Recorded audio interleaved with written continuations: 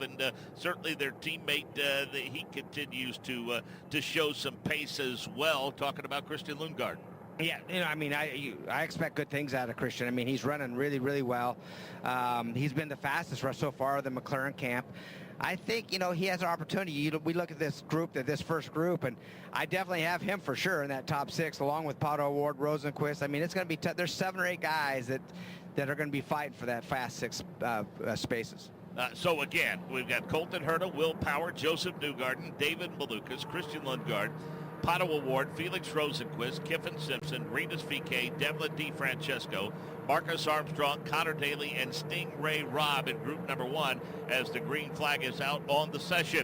That puts in group 2 Nolan Siegel, Louis Foster, Kyle Kirkwood, Alex Palou, Scott Dixon, Scott McLaughlin, Graham Rahal, Christian Rasmussen, Marcus Ericsson, Alexander Rossi, Santino Ferrucci, Robert Schwartzman, Callum Eilert, and Jacob Abel.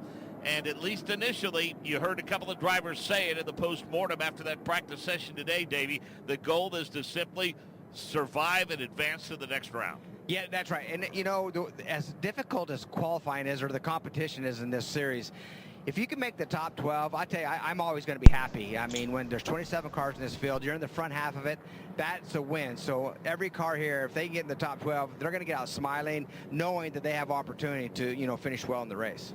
11 turns on this racetrack, and they are challenging. There are some very fast portions of this racetrack and some very tight, very technical portions of this racetrack.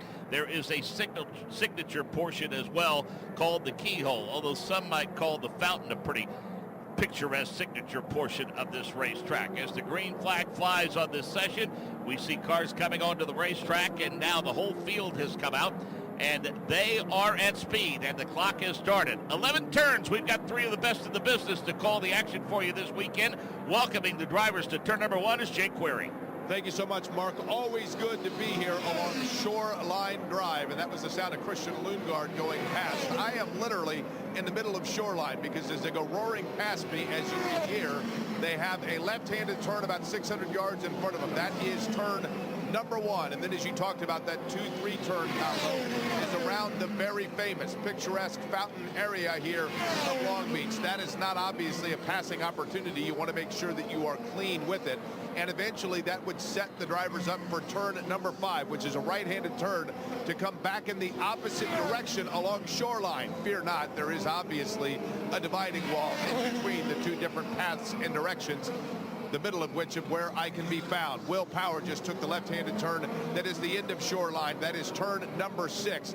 That takes them onto Pine Avenue and underneath the Laborers International Union of North America Bridge.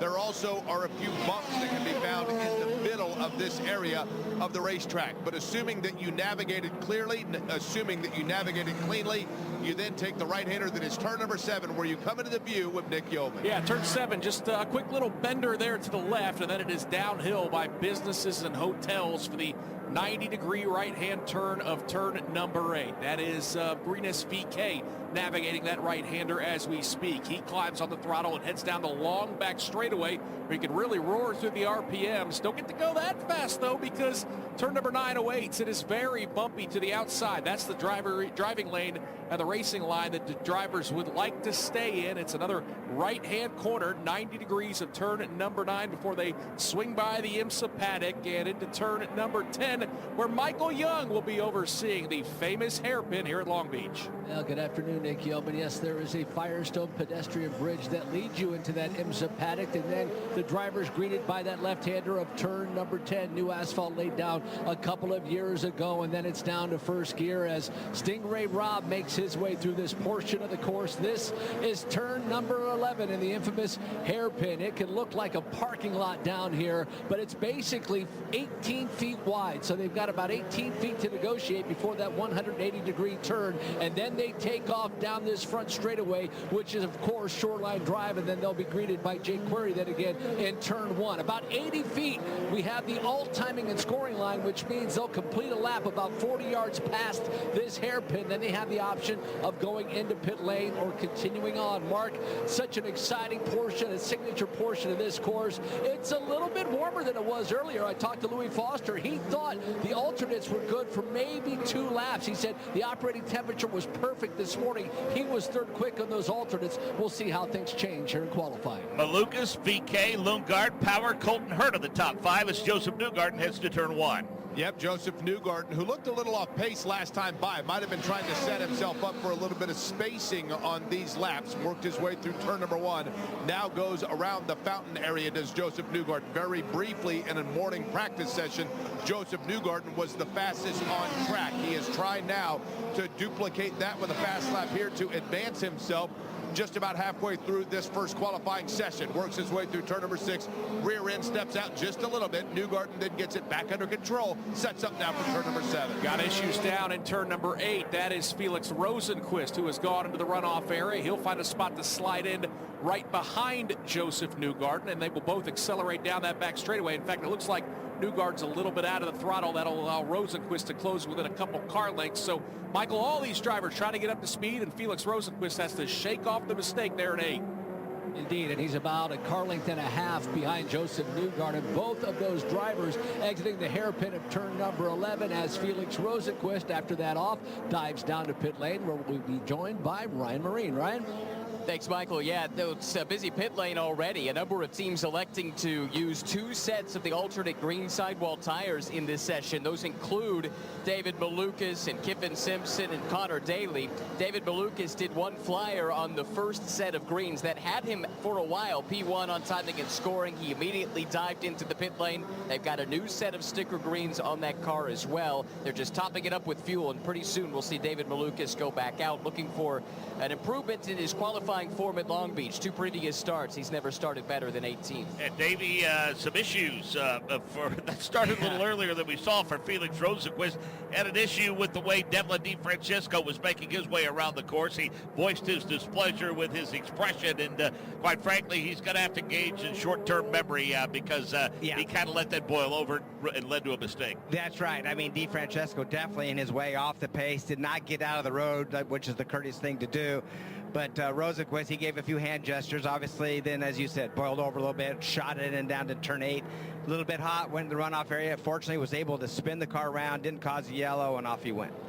So we see a handful of drivers, Davey, going ahead on this first stint of this session using the alternates.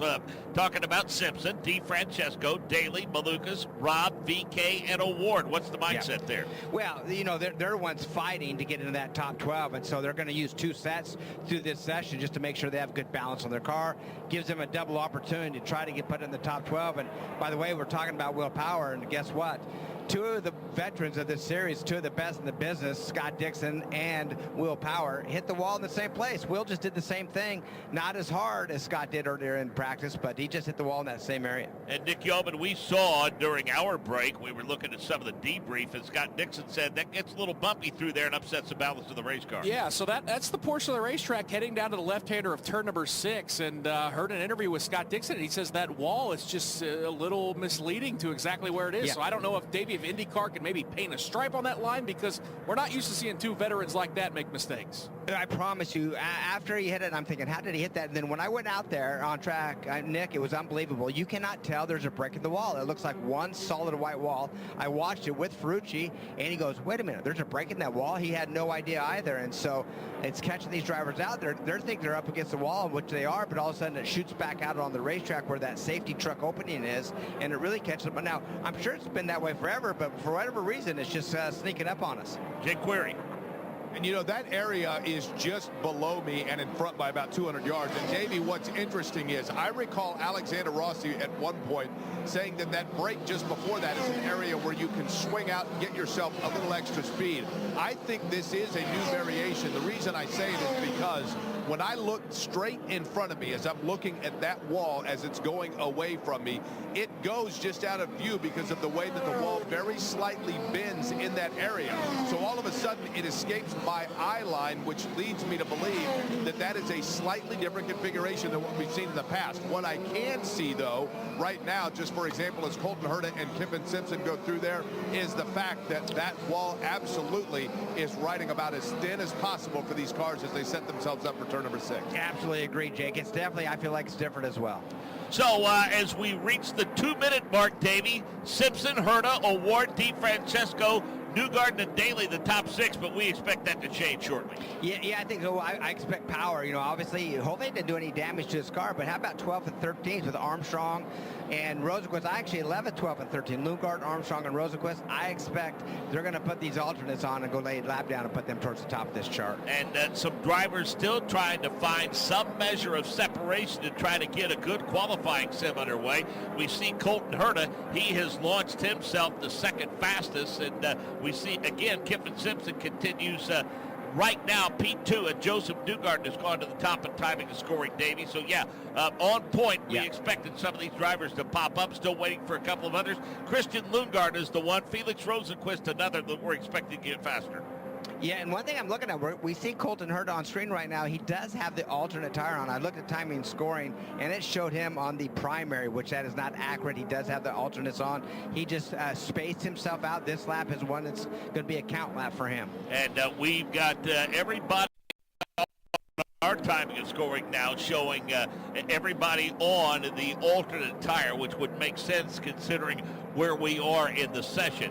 There is less than a minute to go, about 45 seconds, in fact, as drivers continue trying to find some speed, find some pace, but as much as anything, trying to find some room. Will Power in the hairpin, Michael Young. And Will Power makes his way through. He's got one car in front of him. Felix Rosenquist about 10 car lengths behind. With just 30 seconds to go, all of these drivers, including David Malukas, will get yet one more lap. Joseph Newgarden also making his way through with David DeFrancesco. 15 seconds left in round 1, Group 1. Will Power to turn 1, Jay Query.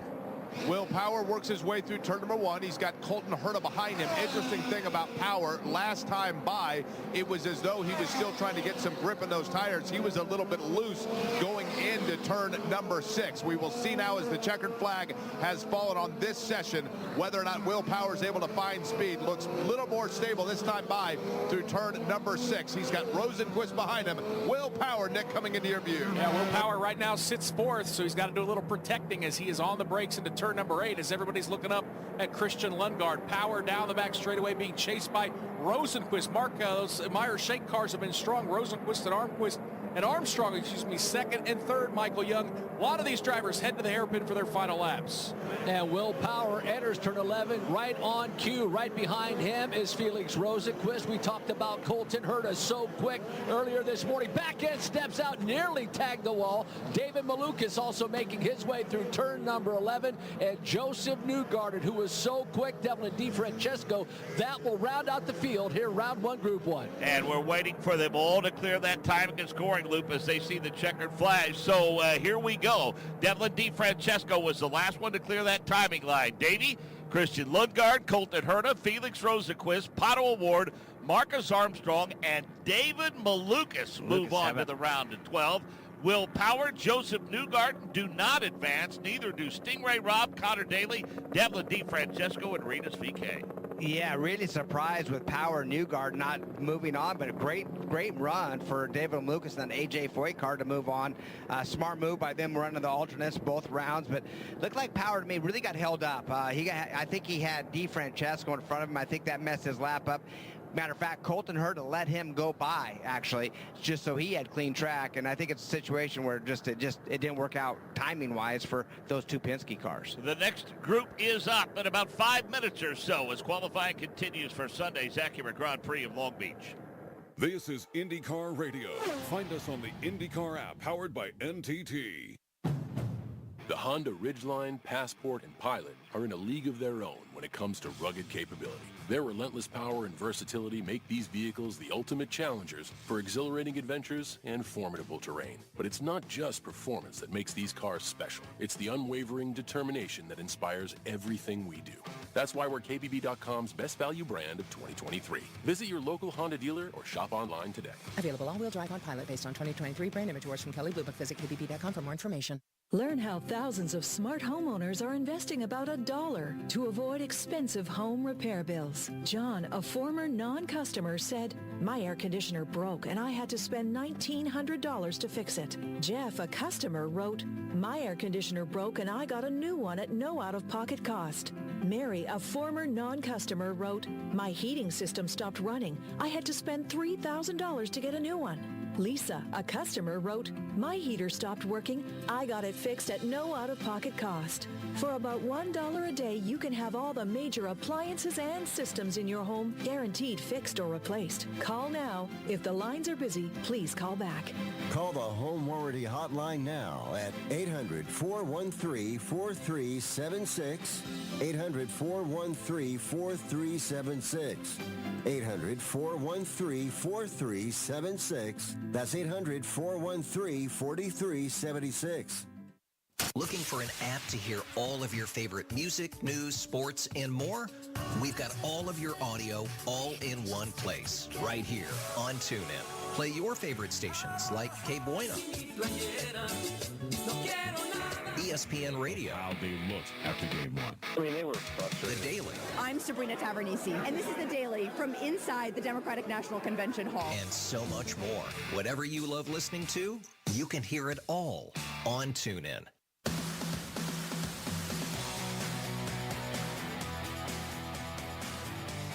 Welcome back to the streets of Long Beach. I'm down here in pit lane with Will Power. We saw some heavy hitters be eliminated in that first round. You and Penske teammate Joseph Newgarden among them. Will, it looked chaotic out there in traffic. He's just talking things over with some of his engineers. He just hopped out of the car. We're almost set to go green for another set of sessions. But Will, let's hear from you for just for a second. It looked like there was a lot of traffic out there. Did that impact your run? I can't hear you, man. Can't hear a thing. Looked like there was a lot of traffic out there. Did that impact your run? Yeah, it kind of did. Yes, it was very difficult to get a smooth run, which is the way this track is, so unfortunately. Well, Will, it looks like the Penske package is strong around here. What can you do tomorrow? Can't hear you, sorry. Best of luck tomorrow, Will. Thanks, man. Right up on the pit box with all the cars going by as the session goes green. So yeah, we appreciate the efforts, Jonathan, for sure. Let's go to Ryan Marine. Kiffin Simpson, one of several drivers looking for a little bit more after that qualifying session. How would you assess the performance of your car, Kiffin?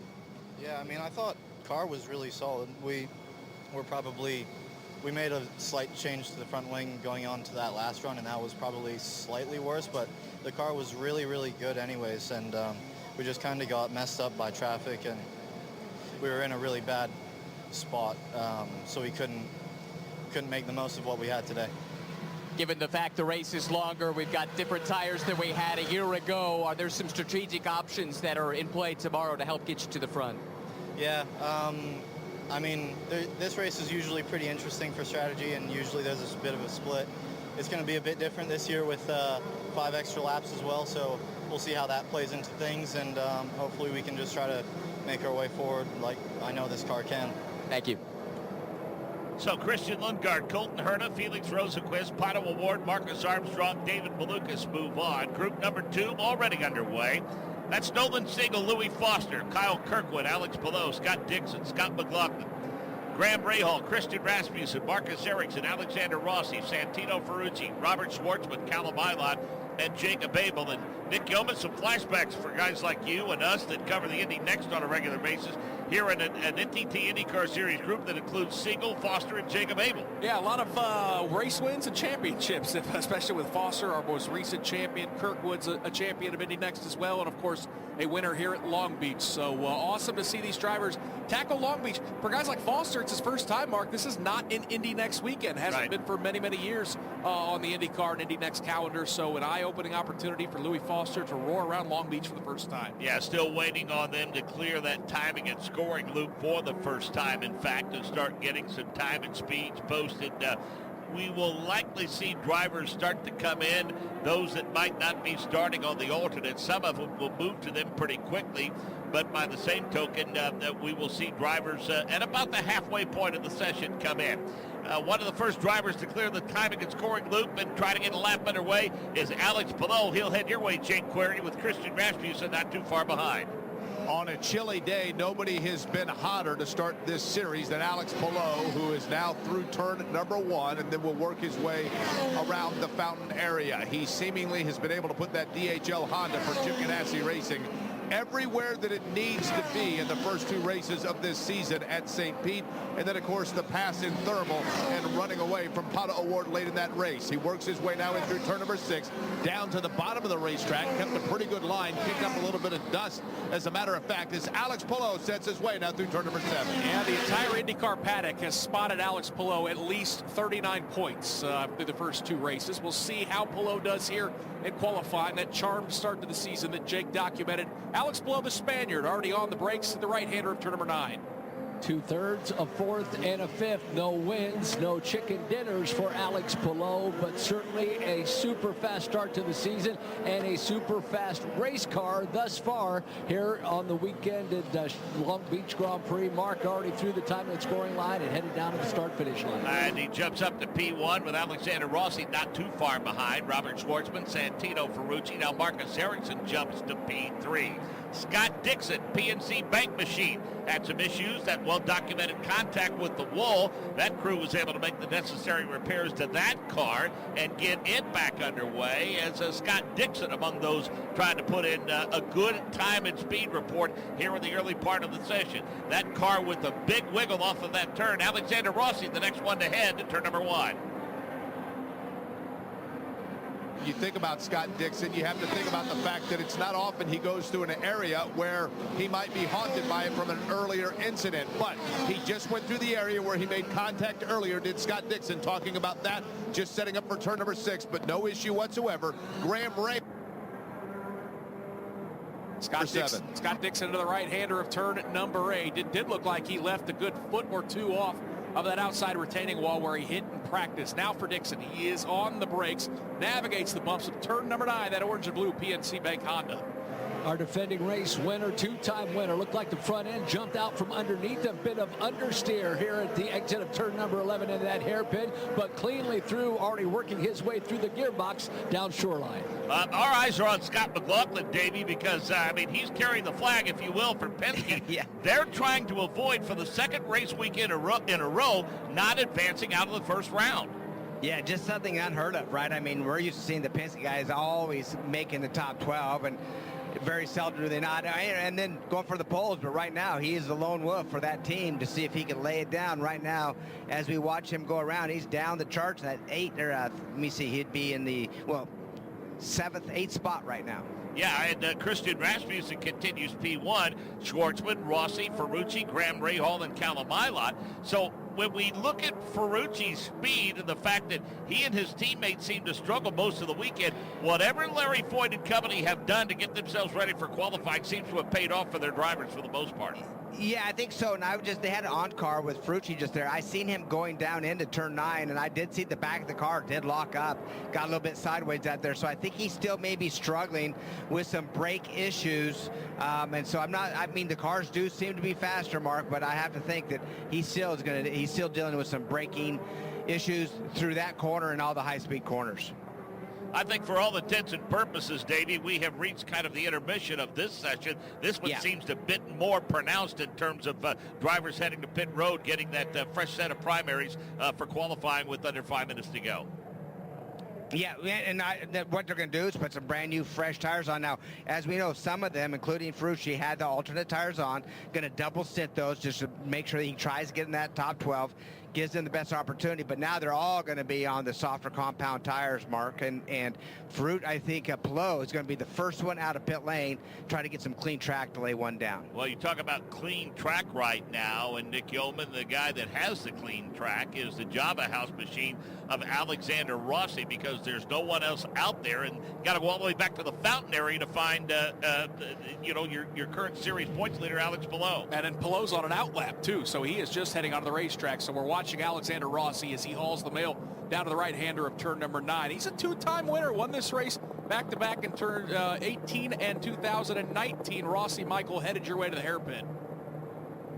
for Alexander Rossi, making his way through and down that front straightaway, working his way through the gearbox as Alex Palou starts to make his way down that back straightaway. As you said, this will be his outlap. So Rossi trying to find some speed, already quick in that top 6 as Alex Palou sets himself up for this final portion of the course underneath that Firestone Bridge. He will be on a flyer this time by, Mark. Yeah, we look for him to pick the speed up a little bit as Alexander Rossi, as we said, running well ahead of him now. He's making his way around that fountain. We see Callum Eilert also making his way around the fountain as we speak. So let's pick up the qualifying run for Alex Palou. Open the season, Jake, with a couple of wins. So now he's got some speed and heat in those tires as Palou goes into turn number 1. Again, softer compound tires on that DHL Honda. That is what we will see from everybody here in the last 3 minutes of this particular session, trying to advance out of round number 1 for group number 2. Palou now works his way through turn number 5, swings it just a little bit wide. Now is going to set up towards the outside of turn number 6. Keeps it down. Very good line for Alex Palou, and the rear end is extremely stable. This is a good-looking lap for Alex Palou. Right now, Alex Palou would be in, but he is far from safe, sitting 5th on the running order with 2.5 minutes to go. Palou heading down the back straightaway, lets that car swing to the middle of the straightaway, then he moves it back to the left. In fact, it looks like he may be out of the throttle as he makes his way through turn number 9. Michael, I don't know if he aborted that lap, but he didn't look very fast headed down to turn number 9. Boy, he has certainly slowed down, making his way through the hairpin now. Sun has gone back behind the clouds. Palou was slow, Nick. You were right, but back on the throttle. We'll see how his lap turned out that time through. Pressure on right now, Davey, for Scott McLaughlin, Callum Eilert, Kyle Kirkwood, Marcus Ericsson, and Nolan Siegel.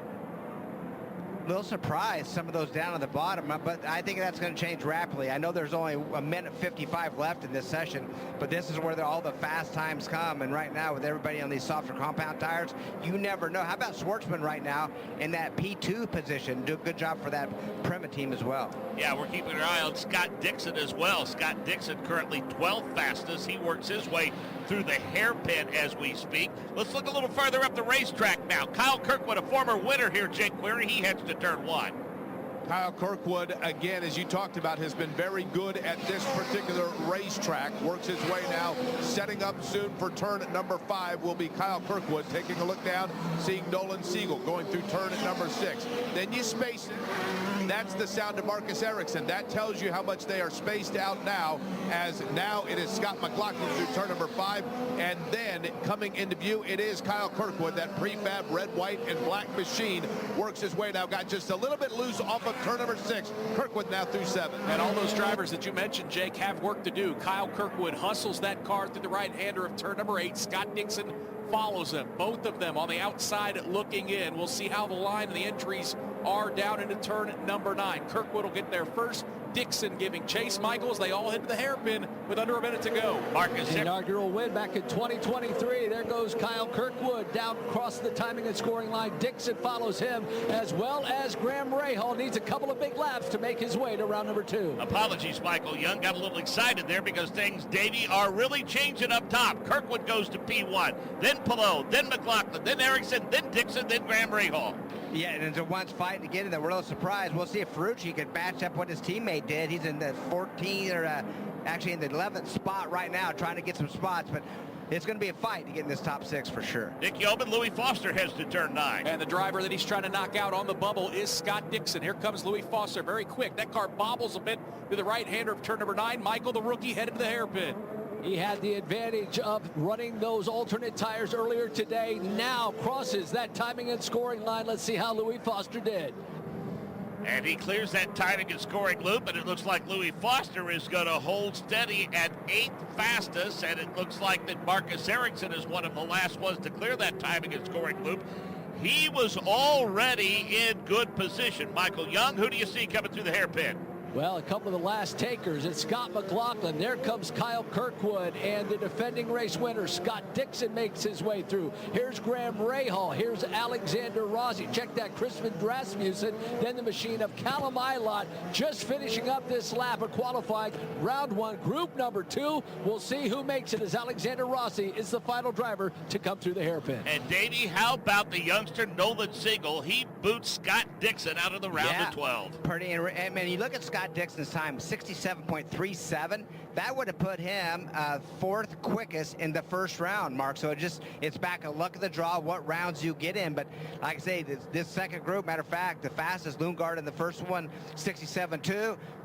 Kirkwood the fastest in this one, 66.9. So, and Frucci must have some issues. He got out of that car. Something's going on with that. Usually you don't get out of the car and run. 2 minutes ago, Nick Yeoman, Santino Ferrucci was looking to move into the round of 12, but it's a far different fate for Santino at this point. Yeah, he's out of his car, and I see some of the lettering rubbed off on the left rear tire, so I don't know if that was the issue, if he caught the wall, but that car is parked down in the runoff area of turn number 9. He did not get to complete his final lap, and Mark, he's going to have a really, really tough task. Looks like he's going to start in row 13 when we drop the green flag on Sunday. So Kyle Kirkwood, Alex Palou, Scott McLaughlin, Nolan Siegel, Marcus Ericsson, and Alexander Rossi move on. They join Christian Lundgaard, Colton Herta, Felix Rosenqvist, Pato Award, Marcus Armstrong, and David Malukas in the round of 12. Next up, Barber Motorsports Park, May 2nd through the 4th. Join us on the INDYCAR app powered by NTT Live for live coverage of every lap, including practice on Friday and qualifying on Saturday. Listen to live flag-to-flag coverage of the race Sunday afternoon at 1 Eastern on radio stations nationwide. Qualifying continues for Sunday's Acura Grand Prix of Long Beach. This is INDYCAR Radio. Find and follow us on Spotify. At Firestone, we build tires for getting you out there. Durable tires for ticking off mile markers and for getting to your seats on time. Start your engines. Dependable tires for kicking up dirt or for passing on the outside. Hard-working tires for racing 500 miles and the side hustle that affords you first row. But don't take our word for it. Try them for yourself with the 90-day buy and try guarantee. Whatever you drive, drive a Firestone. Conditions apply. See firestonetire.com/warranty for details. Attention, those of you looking to go on a fun vacation and see the world on the cheap. Today, the U.S. dollar is worth even more in other countries, so there's never been a better time to travel outside the USA. The dollar is worth over $1.30 in Canadian dollars, and it's the same for Australia. You can fly there today and have fun and maximize your travel dollar. Your U.S. dollar is worth over $3 in Brazilian reals, and it's worth over $18 in Mexican pesos. Plus, in Argentina, it's worth over $27 in Argentine pesos. Just think of the bargains you'll get. And the way you get the cheapest airfare to any destination is by calling Tickets That Cheap. Save up to 75% on your foreign vacation tickets. Don't wait. Call now. 800-932-1548. 800-932-1548. 800-932-1548. That's 800-932-1548. Hi, I'm IndyCar driver Joseph Newgarden with a message from Outrun the Sun. Did you know if you filled the Indianapolis Motor Speedway to capacity 12 times, you'd have the number of Americans diagnosed with skin cancer every year? 12 times. Skin cancer is preventable. Join me in pledging to be sun smart. When you're outdoors, protect your skin by wearing sunscreen, hats, and sunglasses. Learn more at outrunthesun.org.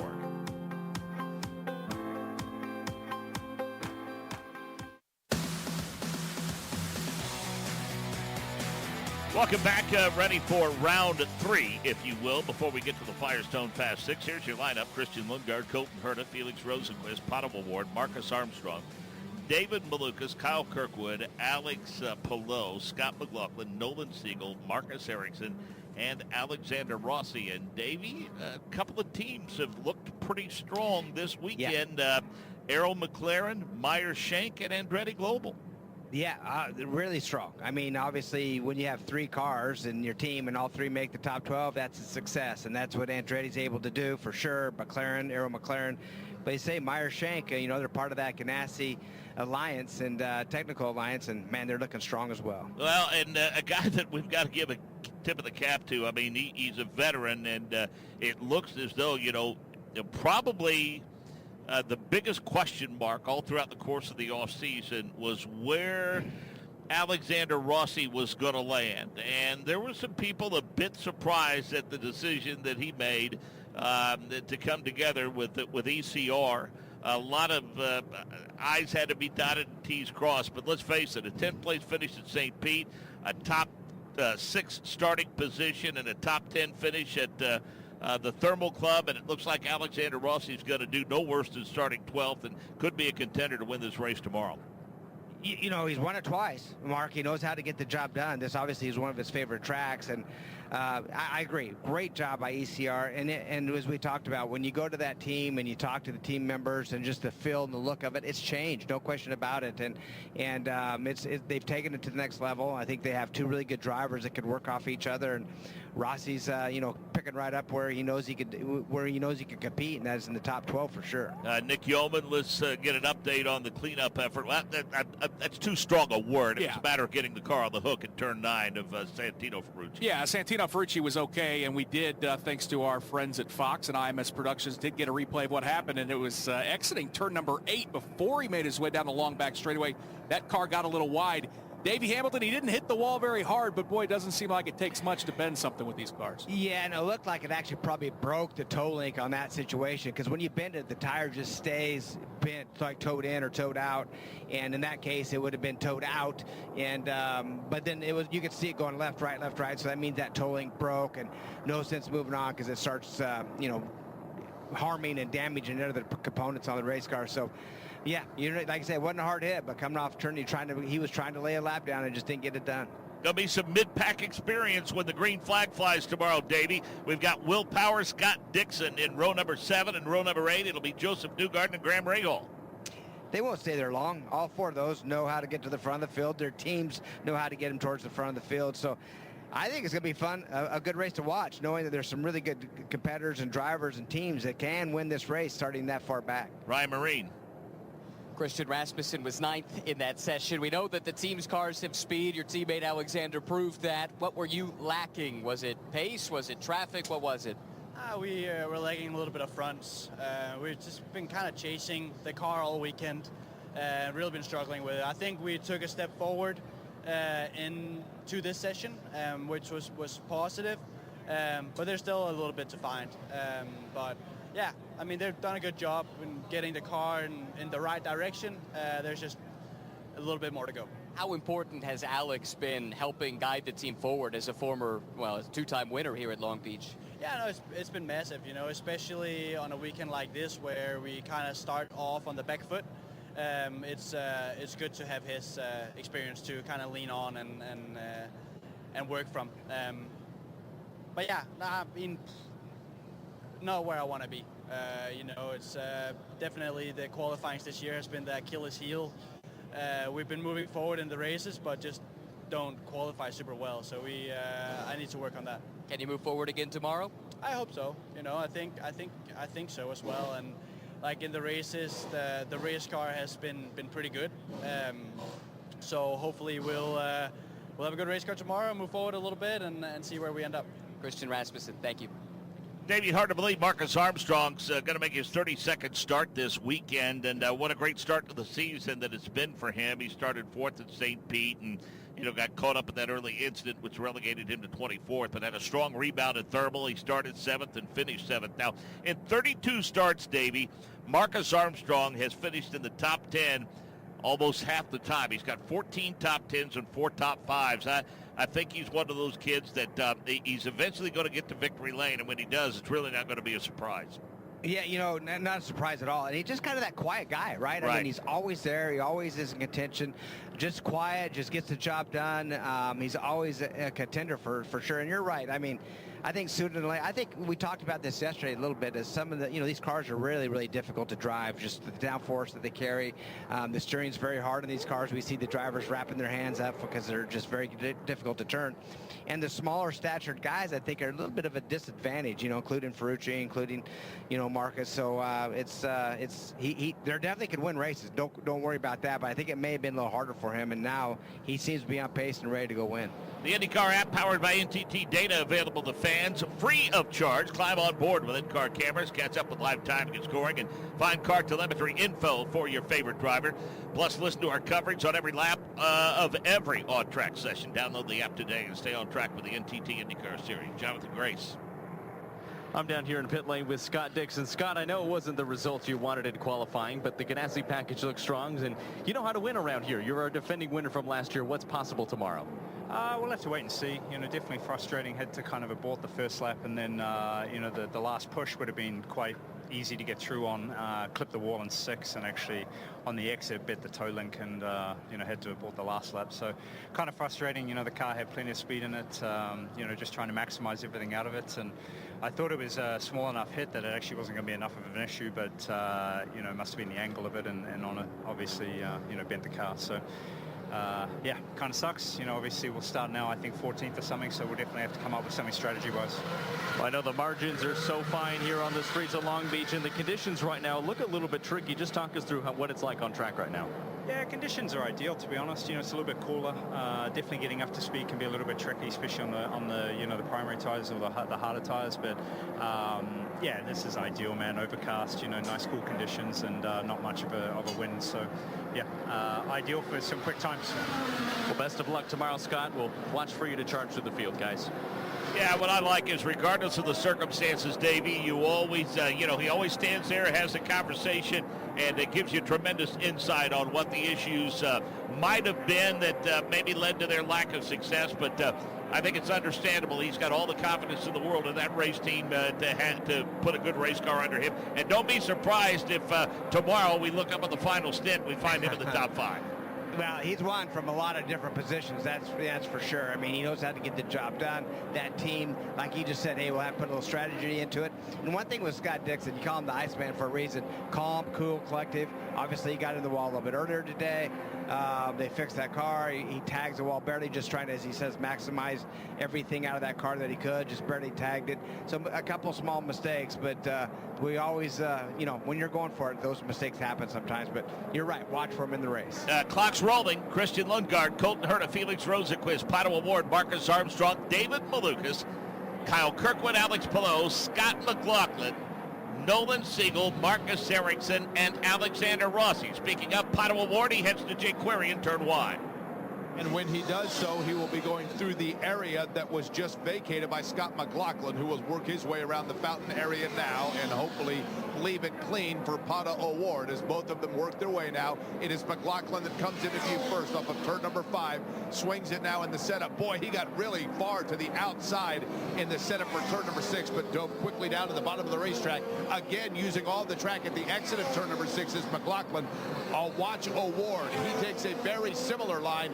Nick, they're using all areas of the racetrack now through turn number 7. Yeah, you have to, and boy, these walls have been tested in practice and in qualifying. These drivers on a thin line, inches away from the walls here in Long Beach. We're watching Pato Award heading down to the right-hander of turn number 9. He'll navigate the bumps. He'll get that car slowed down. Now quickly back on the accelerator into 10.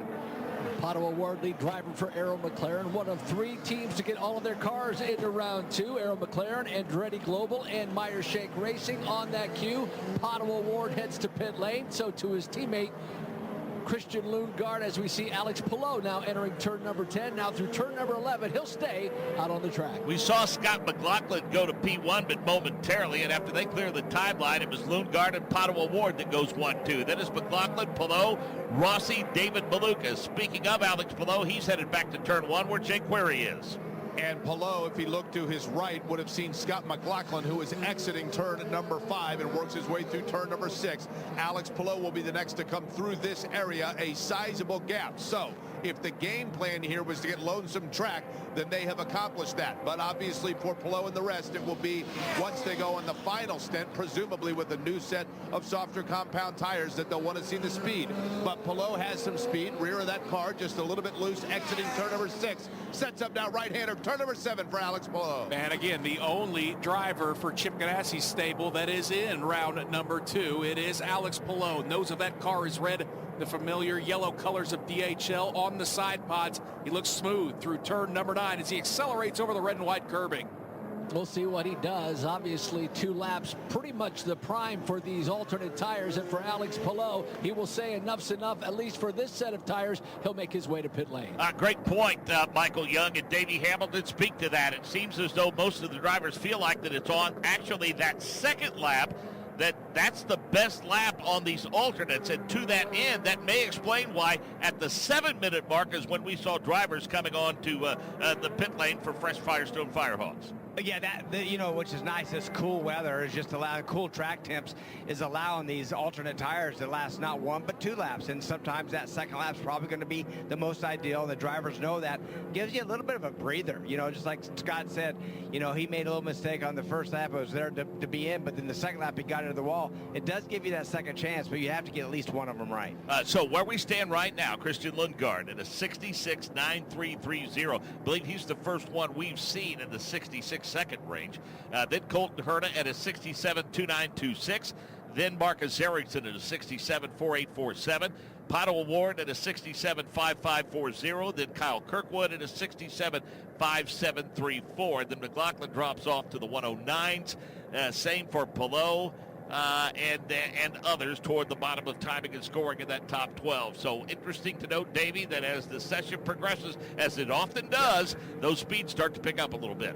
Yeah, that's right. And I think if you're in Lundgaard's position, I wouldn't go back out. I mean, that's a great time. I don't think that the 66.93 is going to make it get bumped out right now. It's a full second basically, or 3/4 of a second back to McLaughlin in that 6th spot. So I would maybe gamble just staying in and save a set of sticker tires for the next round. I do want to correct, we said McLaughlin, his actually is a 67.6181. So, Davey, how close is it? You've got a minute 6.9330 for Lundgaard, who's right now the fastest, and you go to 6th fastest, and it's a minute 7.6181. That is such a very, very small margin.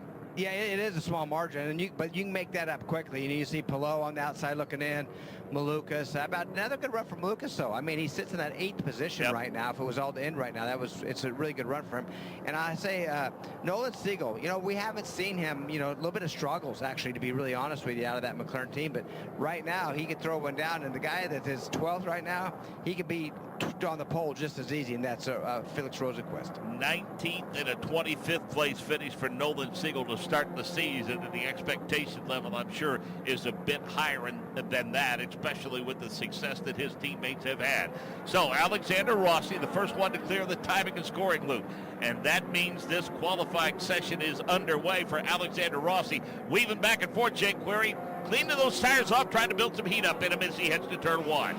And it's a pretty cool race car as well. That Java House with Splenda on the top of it as Rossi works his way now through turn number 1. Then will work his way around the fountain, and in doing so manages to swing it just a little bit wide at the exit of that area, and then will set up very quickly for turn number 5. Alexander Rossi, you heard Ryan Marine mention it, he has won here twice, so he knows his way around the racetrack. An area where a lot started to swing wide, talking about the entrance to 6. Rossi went a little bit more narrow. Now sets himself up, swings it out to the left-hand side, takes the right-hander at turn number 7. It's been a very consistent start to the season for Alexander Rossi with a pair of top 10 finishes, 10th at St. Pete, 9th at Thermal Club, looking for a little bit more here in qualifying at Long Beach as Rossi, the California driver, bends that car to the right through turn number 9. He'll accelerate on those alternate green tires. Headed to you, Michael. Baby blue, black, yellow. Java House's sponsorship on that car, and he will lay down a pretty good lap for Alexander Rossi. Makes his way down that front straightaway through Shoreline, second time through on these alternates. It's a 9th quick right now for Alexander Rossi, and we're sure he's going to pedal plenty fast on this lap to try to improve that just a little bit. So we'll keep an eye on Alexander Rossi as the 7 machine of Nolan Siegel is the next one to head to turn 1, Jake Query. So we will see what happens with this particular car. As you talked about, one of kind of the upstart surprises, if you will, in this particular group, talking about Nolan Siegel as Rossi now works his way through turn number 6. Christian Lundgaard has also entered into this area of the racetrack, so I'll keep an eye on him because we think he might be a pole contender.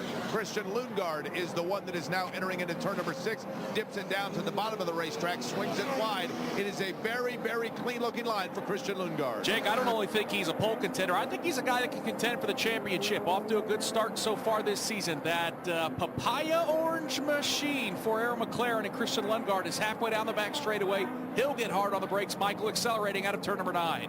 You just think back to that thermal race, how he impressed everyone. Just got caught out with that tire strategy, but he was so quick in round number 2. Looking quick here in qualifying as well. Christian Lundgaard has crossed the timing and scoring line with Alex Palou in tow. And he's P1, but Davey, to our point, Now he goes to P2 as Alex Palou goes to P1. Alexander Rossi went faster on that second lap, and he is now third fastest. Yeah, that's right. Really good run. A little bit of a surprise. He finds himself fourth right now. Cars come. Kirkwood finds himself another 106. We're going to see. I'm going to keep an eye on that 106.93 to see if that'll make this fast six. If Lundgaard could have made it with that tires. Scott McLaughlin works his way through turn number 9. Michael Young, you'll see him pop into your view of the hairpin shortly. The Lone Penske car, Dex Imaging, the sponsorship on that car. Scott McLaughlin carrying the banner for Team Penske, trying to find his way into the Firestone Fast Six. He got up to 6th fastest, so Scott McLaughlin in just barely, but Rosenquist, Armstrong, Rossi has tumbled all the way to 9th now. Pato Award, David Malukas, Nolan Siegel trying to get in.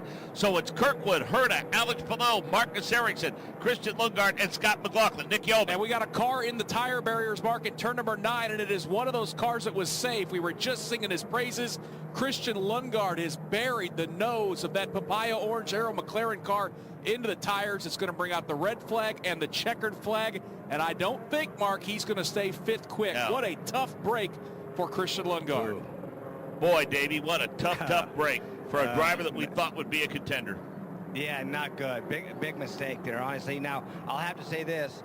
You know, that 106, that 66.93 would not have transferred him in. He had to go back out there and lay a lap down, and he did do just that. 106 or 66.73 had him in that 5th position, and just probably, you know, pushing just a little bit too hard. Now he's going to find himself, I think, starting P12 if I'm not mistaken. Davey, I don't want to assume anything, but we got a pretty good view of the in-car camera right above the driver's head. And I'm telling you, it looked to me like that bump to driver's left bit him a little bit and upset the balance of that race car at the entrance to that turn. Yeah, and that's what happens. I mean, that's such a tricky place.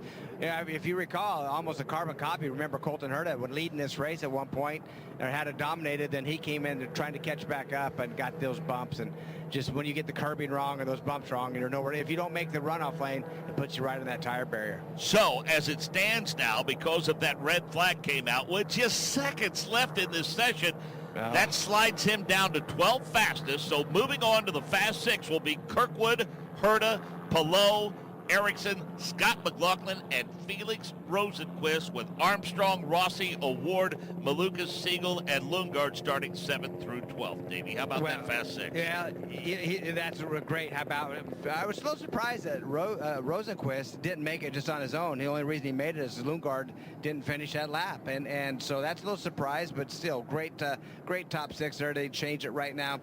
How about this though? All the Arrow McLaren cars, they start tomorrow. They'll start in all right next to each other, actually. In the 9th, we see 9th, 11th, and 12th. You think Andretti Global's got a handle on qualifying? How about that, huh? You know, we knew those numbers were coming, man. A 66.42. How impressive with Kyle Kirkwood. That is a bomb lap. And then Colton Herta. Right now, they're looking to lock down this front row, aren't they? Time to go trackside and check in with Eric Smith about IndyCar Fantasy Challenge driven by Firestone. Here's Ryan Marine. Exactly right. We've got Eric Smith with us once again to talk about it. Let's give folks, first of all, an idea, if they haven't played yet, what this is all about, how they can get involved with fantasy and IndyCar. Yeah, you go to the IndyCar app or Grid Rival, and it'll bring up the fantasy challenge, kind of keep like fantasy football type deal. You pick a team, a roster, you get passing points. So you don't necessarily want guys that are going to start all up front, because if they slide backwards, you'll get some negative points for that. So you just kind of want to maneuver, find a couple favorites and some sleepers and build a team that way. With that in mind, who do you have your eye on? With the caveat, of course, we haven't seen the end of qualifying yet. True. Right now, I think the Penske guys right now are going to be something to watch, because Will Power, in his last 6 starts here, 2nd, 7th, 10th, 4th, 6th, 6th. He's starting mid-pack. Scott Dixon won last year. You know he's going to climb to the front. Joseph Newgarden, 4 of his last 7 starts here, he's been on the podium. So those are some good passing points you're going to get for them tomorrow, as long as they stay out of trouble. Alex Palou, it's tough to go against him. Any of the 3 Andretti guys. You just laid this half the field. Exactly. I'd say out of those, that lineup there, you could probably pick 3 or 4 of those guys. You're going to be in good shape for tomorrow. Any sleepers? Yeah, I like Rossi, starting 8th tomorrow. He's been quick. He's a 2-time winner here. Top 10 both races this season, so Rossi's a good one to watch. Nolan Siegel here, we're in his pit. He was quickest this morning. He's another one to watch tomorrow. Good info as always. Thanks, Eric. Thanks, Ryan. All right, Davey, we're not on the payroll for Meyer Shank, but I continue to him attaboys, and a driver that has had his share of bad luck over the past couple of years especially. Awfully happy for the start that Felix Rosenqvist has had to his season. Started 3rd, finished 7th at St. Pete, started 9th, finished 5th at Thermal, and he's going to start no worse than 6th for the Acura Grand Prix of Long Beach. Yeah, and his teammate 7th. So, yeah, you're right. I mean, what a great run by that team, and we continue to talk about them, how strong they are. You know, got to remember, they're Indy 500 winners, that team. So, you know they can get the job done. And right now with the alliance they have, I think it's really strong with Ganassi. And these two drivers are on top of their game, for sure. Alex Palou doing what Alex Palou has done, if memory serves me correctly, through the first two race weekends, Davey. Kind of run around 4th, 5th, 6th in qualifying, not really at the top of timing or scoring, maybe in a session or two here and there. And then all of a sudden you look up, he's got himself in position for a start of the first couple of rows. And again, it's built himself a lead of almost 40 points in the championship to start the season. Yeah, how about going into the 3rd race of the season with that big of a point lead? It's just almost unheard of. But, you know, he's a very intelligent guy, very smart, has a great team behind him, and he knows the big picture. He knows that do the best you can right now. Just don't make any mistakes. Just continue to finish. And even if you don't have the best day, for not a good day for him, it's usually in the top 5. So I promise you, he's still going to win races, but he's looking at the big picture as well. Unfortunate to see the issue that Santino Ferrucci had at the end of his qualifying session, but the team's got to have a little spring in their step with the success that David Malukas had today. Yeah, no, quite. I mean, that's what a good run is. You're right. I mean, Ferrucci told me he had some brake issues, and then they were trying to get through them. It looks like that caught him out. But with Malukas and that 4-car with AJ Foyt camp, great run, and then starting 10th tomorrow. Well, we've got a couple of teams that have struggled to find speed this weekend, most notably the Dale Coyne team, because Rinus VeeKay and Jacob Babel's scheduled to roll off 25th and 26th. Yeah, that's tough, right? I don't know what all's going on. I haven't really had a chance to go into that camp and talk to it, but right now they're just missing something. The only, the only thing they can do is just keep fighting, keep hammering down, figuring out what they're missing. And little surprise with Schwartzman. He was running pretty good with that Prima team. They're going to start 24th tomorrow. A couple of minutes remaining till we get to the Firestone Fast 6. And speaking of that Prima team, Ryan Marine earlier this weekend caught up with Callum Ilott to talk about where things stand now with this new race team. Callum Ilott, Prema Racing back in Long Beach. First time for you since 2023 that you've taken part in this event. Did you miss this one last year? I watched it on TV. It was good. Time difference was a bit tough, but yeah. No, it's a great place to come to. The weather's amazing. Fans are great, and it's a cool track. It's got a lot of history and 50 years now, I heard. I suspect for a lot of your crew members, it's a first time here, and I've seen a lot of folks in Prema Red wandering around, taking in the sights over the last couple of days. Are they soaking this up? I'm sure they've had a bit of a more enjoyable time, because I think we were so busy the first couple of rounds that there wasn't enough time to go and explore St. Pete, for example. But now they should have got a nice evening yesterday, and yeah, I'm sure they're enjoying it. The sun's great, and yeah, like you said, a lot of them haven't been to the US before, let alone LA. So it's been a trying start to the season. I think some difficulties were to be expected for a brand new program. So when you assess the way the season started, how would you grade the team's performance and your performance? It's tough because a lot of things were expected or happen in an unexpected way, but you don't. You know that you're going to come across some teething pains, right? Of course, the 83's issues in thermal were not ideal, and that was quite tough on a team side. But on my side, if I just isolate that, I think we've improved every session. Even with like my mistake in the race, there was a lot of things learned from, and the pace was pretty good. And we definitely had an overall better thermal than we did St. Pete. And I just hope to keep building on that and taking everything in our stride. And yeah, the biggest place I want to focus on is qualifying, because I think we can do a much better job, and that's probably our weakest point right now. What's an achievable target in qualifying? Just improve. I want to be as close to the Fast 12 as possible this weekend, and I think that's the best we can be. And then, yeah, just build off of that from there. I think then it goes into obviously Barber and Indy Road Course, but we've got a lot of Indy 500 prep that we need to do on the sidelines as well. You've got a rookie teammate alongside in Robert Schwartzman, and it seems like if there's been misfortune to be found, he's found it. How's he handling the start of his IndyCar career, and what have you been able to impart? Because you've been through some of these teething pains before. Yeah, I think he's had a lot of them in a short space of time, which, you know, is very frustrating for him, and I can imagine it's quite tough. But he's as relaxed as can be, and just every weekend is a kind of new starting point. But he's fine. He's very good at getting on with it straight away. But yeah, obviously, you know, if you wanted someone to have a little bit of issues, it would probably be more me than him, because you need him to have as much track time as possible. But it is what it is, and I hope for him it's better in the next couple of races. We definitely learned from a lot of things and a lot of mistakes that we can, you know, make sure they don't happen again. And finally, looking ahead to the big one next month, I know ovals are new for the team. Robert just did a test, I think, at Nashville, so he got a sense for what an IndyCar is like on an oval. I guess first, what did he have to say about that experience, and how well prepared for that new challenge do you think Prema is? Yeah, look, it's not a tough day to jump into a new team's car that's never experienced an oval. I did the shakedown first 10 laps in the morning just to make sure, but definitely not an easy day for him. But he did an amazing job and actually really enjoyed it. So I think, again, we need to improve and find a few more things, but it was a good first day and solid. So pretty happy for him going into the open test. Thanks for the time. Good luck this weekend. Thank you. Yeah, championship caliber race team, and Davey, they know they're going to have to exercise patience in this ultra-competitive series. Yeah, I mean, they, you know, obviously they have a big history. They have credentials that show that they're a great team, that they can win races, but they haven't done that here. And I know they can. I went through their the garage yesterday, and it is impressive what they've done, the equipment that they have and how it's built and what it looks like. It does give you the Formula One vibe, no question about it. And it seems to be there's really no budget. I mean, they're going here to win, and so even though they have all those things behind them, it's hard to do. It's very hard to do. Let's go to Jonathan Grace. Well, I'm pit side in the 7th booth with General Manager at Arrow McLaren, Brian Barnhart. Brian, we saw the issue that happened to Christian on track that brought out the red, but what was it from a technical perspective? What happened out there?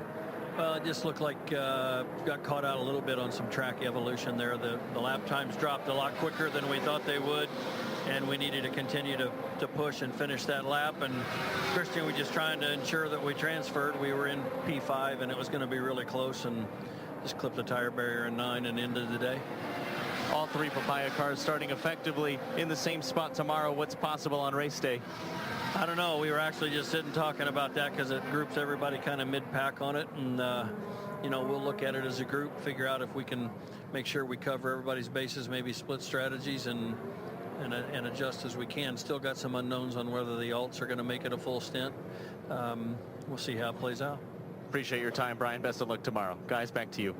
Jake, you were ready to welcome Colton Herta. You hope for a clean exit through turn number 1.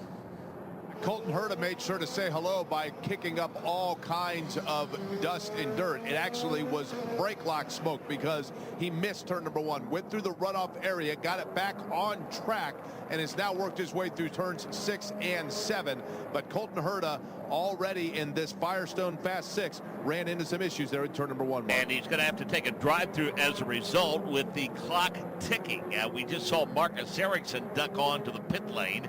He is getting a fresh set of Firestone Firehawks. We also see one of the Sirius XM cars doing the same.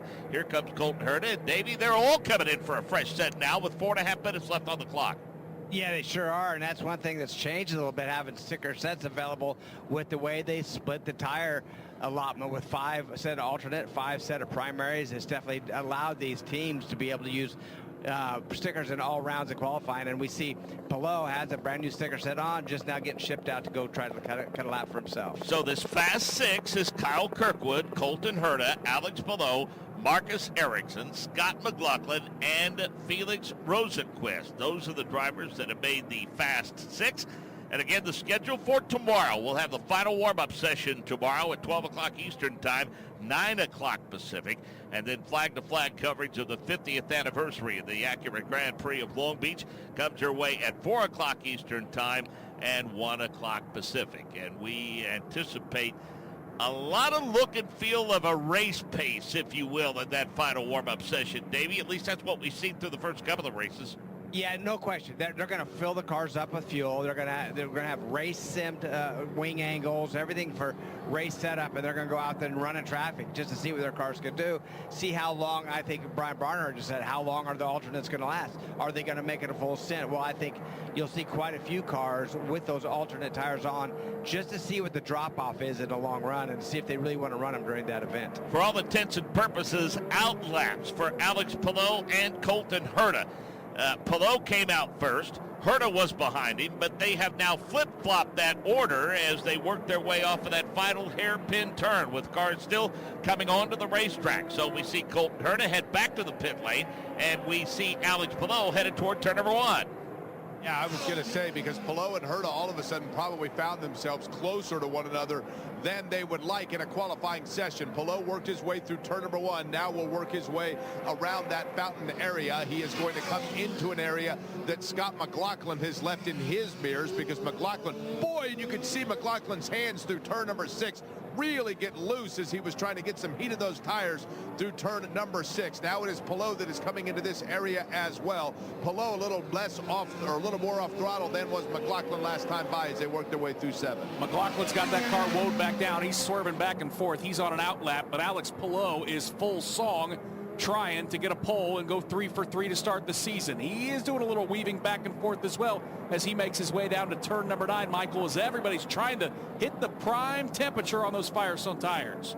Alex Palou's best start here on the streets of Long Beach is a 3rd. I think this will be the lap for Alex Palou. Certainly, as we had talked about him a little bit earlier in qualifying, slow through the final portion of this course. This will be the flyer for Alex Palou as he makes his way down Shoreline Drive. Marcus Ericsson just making his way out of the hairpin as well. Palou has gone to P3, now P4 as Ericsson jumps to P3. And Davey, because of that drive-through, for all intents and purposes, Colton Herta is going to get 1 lap on these alternates when everybody else is getting 2. Yeah, that's right. He's going to have to hit it just right. And I mean, he came in, he did his drive-through, as you said. Then the very next lap comes in, puts another set of alternates on. Now he has to go out and be mistake-free. Not only that, make sure they have him in clear racetrack to be able to do that. Kyle Kirkwood is currently 4th fastest. We'll see where he starts on race day. Jake Query is the former winner here. Heads your way. Yeah, and Kirkwood sets himself up now for turn number 1. Dove down quickly to the inside of the turn. Felix Rosenquist will do the same as they now work their way. Setting up for turn number 5 will be, in fact, Kyle Kirkwood. As Kyle Kirkwood sets up that right-hander that's turn number 5, comes into view, now gets into that throttle, setting up for turn number 6. That's going to be the left-hander back onto Pine Avenue. Kirkwood looks very good in doing so. Gets that left side rubber down there along the inside of the turn through turn number 6. Rosenquist the same line now as they work their way underneath the Leota Bridge. Kyle Kirkwood squeaks his way through turn number 8. Driver he's trying to knock off is Alex Palou. It's Palou, Ericsson, McLaughlin, Rosenquist, Kirkwood, and Herta. Michael, just 12 seconds to go here in qualifying. He was a pole sitter just 2 years ago. Here comes Kyle Kirkwood through the hairpin. 5 seconds left in qualifying. Will he get another lap? Will he need another lap? Let's find out.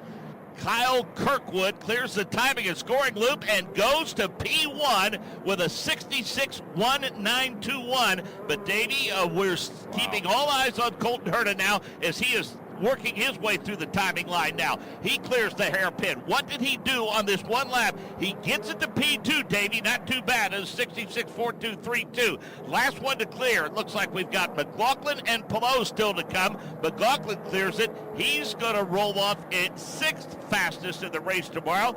Alex Palou through the hairpin now. He'll come to the timing and scoring line. He sees the checkered flag, and he is P3. And how about Andretti Global locking in the front row? Yeah. Really impressive. The 3rd car came across. Marcus Ericsson finds himself 5th. So 1st, 2nd, 5th place for that Andretti team. But locking down that front row, pretty impressive right there. I mean, how about that time? 66.19. Well, what a lap for Kirkwood. So Kyle Kirkwood at a 66.1921 goes to P1. Colton Herta joins him on the front road with a 66.4232. Alex Palou at a 66.8899. Then Rosenquist at a 66.6358. Marcus Erickson at a 67.3161, and completing the Fast Six, Scott McLaughlin at a 67.0393. And Davey, I think it's clear that some of these teams have gotten a pretty good handle on how to stack these tires over the course of a weekend. You know what? I think it's getting to be. They know now. I mean, they know where they're going to be. The only question is on these tires, they have them stacked properly. They know when to use them at the right times. They still have issues with the situation of how long do the alternates last? How many laps can they get out of them? And tracks and track conditions are going to change that throughout the year. But it's fun. It's going to be. It makes it interesting. I think Firestone's done a great job by mixing that tire strategy up. Santino Ferrucci rolls off in the 27th position tomorrow in row number 13. It'll be Renus VK and Jacob Abel. Row number 12, Devlin DiFrancesco and Robert Schwartzman. And in row 11, Connor Daly and Callum Ilott. Row 10 will be Stingray Robb and Louis Foster. Row 9, Kiffin Simpson and Christian Rasmussen. Row number 8, Joseph Newgarden and Graham Rahal. In row number 7, it'll be Will Power, Scott Dixon, Nolan Siegel, Christian Lundgaard. Row number 6, row 5, Pato Award, David Malukas. Row 4, Marcus Armstrong, Alexander Rossi. Row 3, Marcus Armstrong, Scott McLaughlin. Row 2, Alex Below, Felix Rosenquist. Kyle Kirkwood, your pole sitter. Colton Herta's on the front row. Let's go to Ryan Marine. Felix Rosenquist was the pole sitter in 2024. He'll start 4th here in 2025 at the Acura Grand Prix of Long Beach. You seem pretty happy getting out of the car. How good was the lap? It was pretty good. A little miss in turn 9, but honestly, I don't think I would have jumped the spot if I put it all together. So yeah, it was, kind of what we had. I'm happy we just transferred to the Fast Six, and then we got another 2 spots. So pretty happy with that, but we definitely didn't have the pace of Kirkwood. He was half a second up the road. So yeah, bummed and excited at the same time. I think we're in a pretty good space.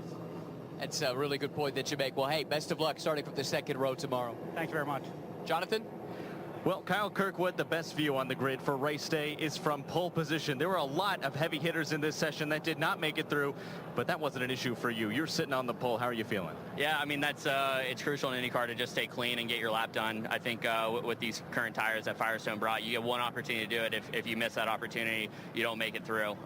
So super glad to make it through. This is my first Fast Six, I think, in a while, and we were able to get a pole out of it. So huge congrats to Andretti Global. Came back here again with an amazing package. Front row lockout, Colton and I, the 26, 27. I thought it was going to be him or I. So I think nonetheless the team's going to be happy tonight. So we'll roll off from the front, and hopefully we got good race cars too. So which has been here in the past. So yeah, extremely excited about today's performance. Strategy has been a big talking point this weekend. You got a lot of running data, but it was cooler for practice. It was cooler from qualifying. What did you learn for what we expect is going to be a warmer race day tomorrow?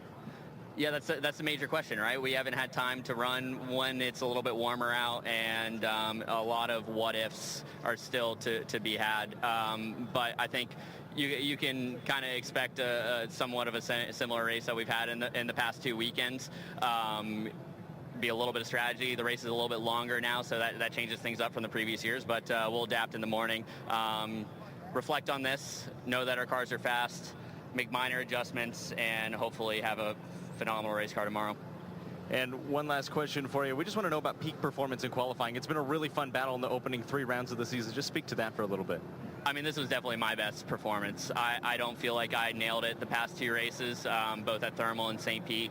And this one, they gave me the tools to do it, and I got it done for once. So very happy with that. Like I said, my first Fast Six in a while. I did have a pole at an oval somewhat recently at the end of the season last year, but it's been a little while since I've had one on a street or road course.